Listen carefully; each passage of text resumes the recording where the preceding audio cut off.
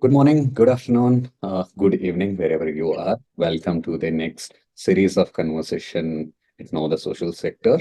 We have Ratna from Reach to Teach today for this conversation. Ratna is the current CEO at Reach to Teach. Welcome, Ratna.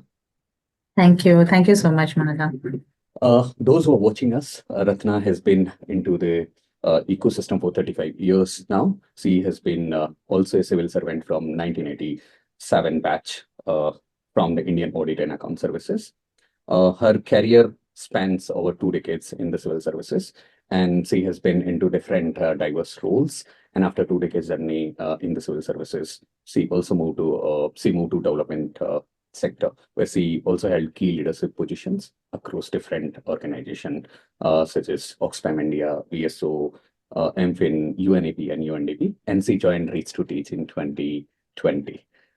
Those who know Reach to Teach have been into systematic reform in education ecosystem, and currently they are working in Gujarat, Haryana, Meghalaya, and Arunachal. While we will deep down in the conversation, and we have Ratna. Ratna, why don't you help us understand the journey of Reach to Teach, what you people have been doing, and how you have been Mhm. bringing the systematic reform? And I really like the one-liner on your website which speaks about Reach to Teach working with governments to make the classroom or the student experience joyful. So, over to you. Excited to hear the story of Reach to Teach. Yeah. Thank you. Thank you, Mahala. So basically, Reach to Teach is a charity that was initially registered in the UK. The work in India started from 2007 in Gujarat primarily because the person who founded Reach to Teach, a gentleman called Sanjeev Gandhi, originally his parents were from Gujarat but had migrated to the UK. So, Mhm. with the whole spirit of giving back, he started Reach to Teach in Gujarat. So initially, from about 2007 to 2019, the operations were all based in Gujarat. The leadership team sat in London because it was a UK charity, right? So the leadership team sat in London, and the Reach to Teach team worked only on the ground Mhm. with communities, with village schools, with panchayats, with school level understanding of what the education ecosystem was in a government school at the ground level. So, and because this was, centered around children, there was a great deal of community engagement as well, because you had the school management committees, you had parents, you also had the larger community with whom you engage, because sending a child to school is not one man's or one woman's job, right?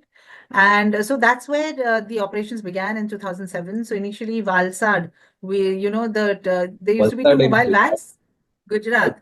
So Mhm. Valsad is a tribal region, and the children were out of school children.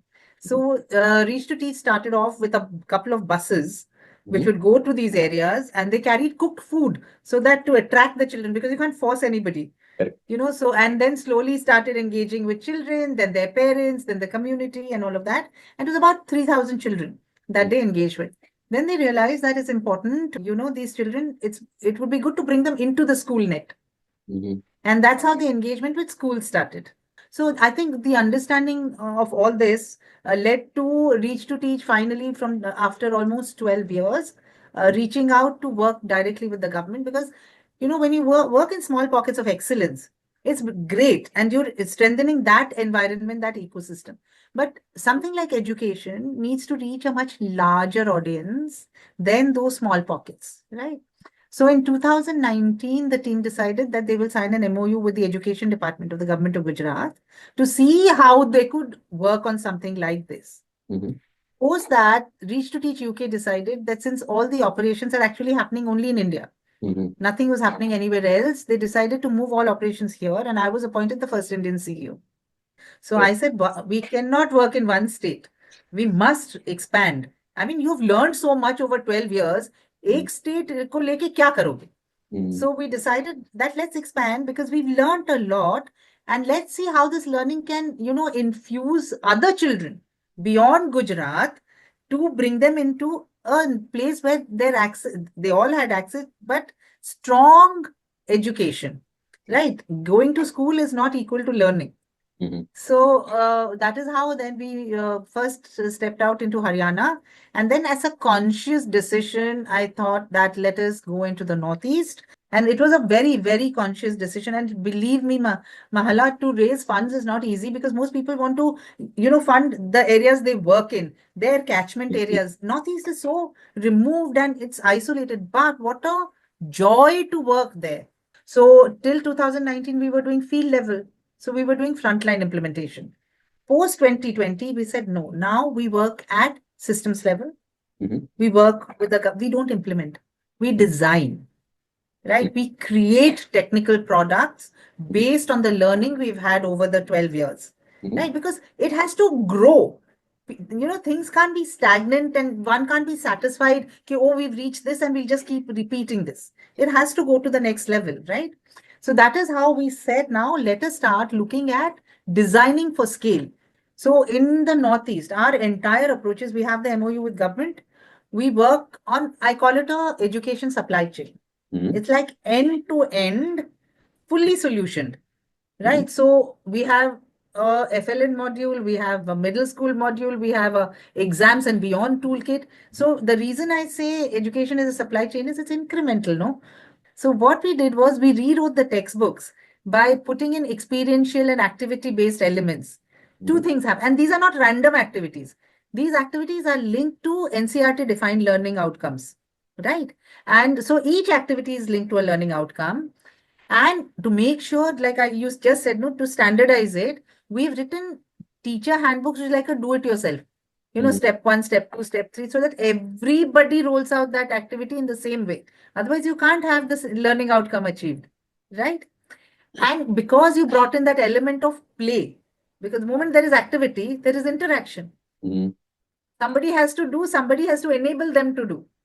So these teachers who the system had made apathetic over the years, the same government school teachers, suddenly found, oh, this is different.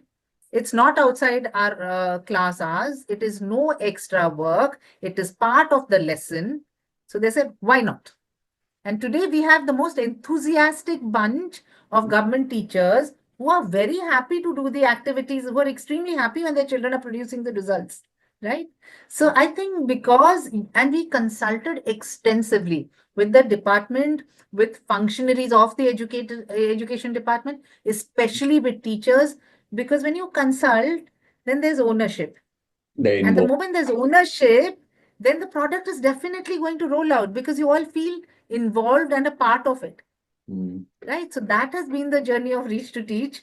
And I must tell you, in 2 years, we've brought up the, using this methodology, we have got the Arunachal board exam performances up by 10% for the 10th grade and 12% for the 12th grade. And it's not through mugging, I think it's through those learning. who are into education and working with non-profit, we should definitely look at the model that Reach to Teach has from Gujarat to Haryana, Meghalaya, Arunachal, all four states. The work is exceptionally brilliant. Wanted to know more about numbers. I went through the website, very fantastic numbers on teachers training. Uh, how big is your team? Because that will also tell us how you have been managing resources and then sort of culture. Because to do such sort of exceptional work, what is the sort of team you have? What sort of culture internally you have? Wanted to hear thoughts around that as well, Ratna. So, Mahala, for us, I think the base of what we do, we strongly, strongly, strongly believe in this, both internally and when we're engaging with others. I think for us, kindness is at the top of the list. Mhm. You have to be kind. Mhm. You have to be empathetic. Mhm. That's the only way to build.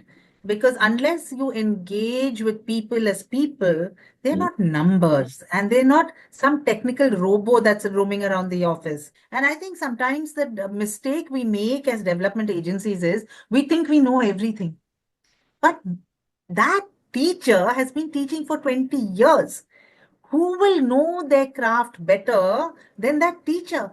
Who the hell are we with our technical, theoretical knowledge to come and tell them, you do like this? They're like, who are you? and I think that's a huge mistake. And that's one of the things. So there are two things. One is within the organization, it's flat. I Mhm. mean, technically, yes, there are levels and designations because that move from an organizational construct lens, but otherwise it's flat. Everybody is encouraged to come with ideas Mhm. because none of us know everything. And Mhm. today, young people have access to information, their peers, and so they come up with brilliant ideas, which I, with my 35 years of service, I'm dated. Right. So, it's we have this team where, and I can say this with great pride, the team is, we are just about 45 people all told, In all four right? states, including your head office. Including head office and four states.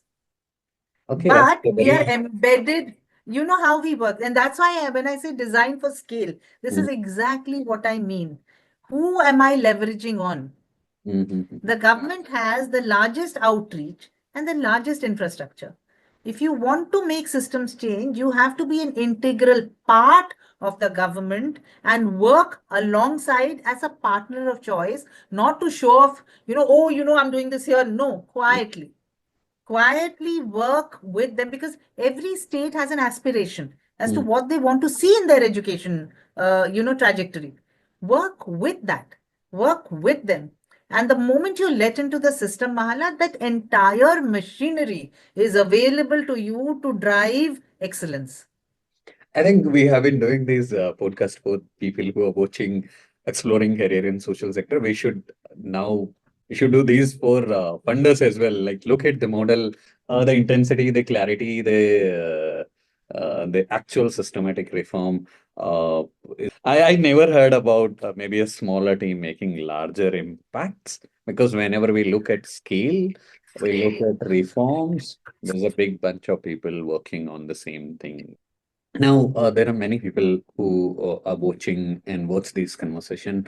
If some of these people are keen to join Reach to Teach. Now, wanted to hear from you because when you hire, what sort of skill, what sort of experience, what sort of attitude, or what is something that you prioritize while hiring or selecting people for your team? The one thing which is really critically important for us is the attitude Mhm. because we work as a team. And no matter how brilliant or skilled a person is, Mhm. if they're not going to, and you can understand that as you talk to people, Mhm. the moment you realize that this person is brilliant, Mhm. but will not really fit into the team, Mhm. we we are very careful. Yeah, we are very careful to see that we bring in people who will fit. Because even if somebody has a slightly lower level of skill but has the right attitude, you can Mhm. always work towards. I mean, we all keep learning all the time. So for us, that is really critically important as attitude, of course. Then, of course, the usual experience, skills, wherever you work. There are people, for instance, who've been off work for 3, 4 years. And because they've been off work, people don't take them. We make it a point. If that person is skilled, intelligent, now has taken a break because she's had a child and is raising a child, we make it a point to take a person like that because we feel that we don't include such people. Who is going to? So these are the two primary criteria. And yes, kindness. Great. I had another question, which was around how do you incorporate and integrate funding, leadership priorities, and resource management for your L&D and HR practices? This is more on maybe just to understand the retention of the org, growth, or someone who's joining you, their career path. Sure. So here, for every role, we have created levels. So you can start as an officer and go all the way up to director, Mm. So there's a depending on defined how career well you pathway to each role. complete career, step, step, step, step. Otherwise, how do you retain people? They Right. have to look forward to something, right? And the only thing they have to look forward to is the next step. Nobody wants to stagnate. That's one. I think the other thing is our HR practices are exceptional because we really focus on staff. I think we probably one of the only organizations who have life insurance for staff. Everybody has medical insurance, Right. right? But we also have life insurance because post COVID, we realize young people, if they go suddenly, what is their family going to do? Right. Right. So I think, yeah, our HR practices are pretty good, very people focused, very, empathetic because, I mean, our HR is a great team and very approachable, which is, a big thing. because sometimes HR is invisible. Ours is highly visible and most approachable. I think we need more such CEOs who think about Oh dear. people and also have these innovative practices, because ultimately these are something that keeps us motivated to do what we do in the nonprofit ecosystem. Ratna, you have been in the work, government, and I mean the ecosystem with over 35 years. You have your learnings, you have your experiences, and you have been keep on meeting young people, experienced. Now, if someone is young, looking to explore their career in social sector, if you have some advice to these young folks who are keen to join social sector, is there any advice that you wanted to give them? I think the only advice I would give is come in with a clean heart, because you need, this is a sector which is difficult. Mhm. This is not a sector, I mean, there are now organizations are paying much better. But there are structural reasons as to why the sector can't pay very much as compared to a corporate entity. But having said that, this is also a sector that gives you immense satisfaction, actually drives passion, and makes you feel useful for what you are trying to do, right? So it's a choice. And it's a choice between wanting to do a job that gives you a lot of money but may burn you out faster, compared to a job which is equally important because you're delivering to the most vulnerable of people. So, your focus, your entire attention must be on that population. And I never call them beneficiaries. Who are we? We are not God. So they're not beneficiaries, right? Now, that population, if you want to work to make sure that there are, equality and equity is being achieved, there's a certain thing that you may have to give up in terms of comfort, right? So that is a choice to be made depending on the aptitude you have. A lot of people work in corporate India and then move to the social sector, and vice versa, right? So it's about sitting down and thinking it through, and definitely not being romantic and looking at it through rose tinted glasses. Oh, development. No. Cold, hard thinking. Is this what I want to do? If so, then these are the things that I will have to commit to. Am I ready for it? Great. I think those who are watching, definitely you should listen to Ratna and then make a point where you want to get in, because in nonprofits we need more and more people. Every nonprofit struggling to find right talent, and that's where we need more young people. Ratna, wanted to appreciate you for your time and engagement with Know the Social Sector series with leaders. Definitely having you, we understood more about the work, and I think something that we should catch up again to, where we can talk more in detail about systematic reforms. And those who are watching, if you're keen, uh, go look at Reach to Teach website. They have a fantastic websites just talking about their journey, numbers, how do they have been doing, systemic reform, the career opportunities they have open up. The team, like Ratna said, is very, very approachable, right to them, explore opportunities, and we will come back with more such conversation in the coming weeks. Thank you again, Ratna. Thank you, Mahala. Thank you so much for having me here.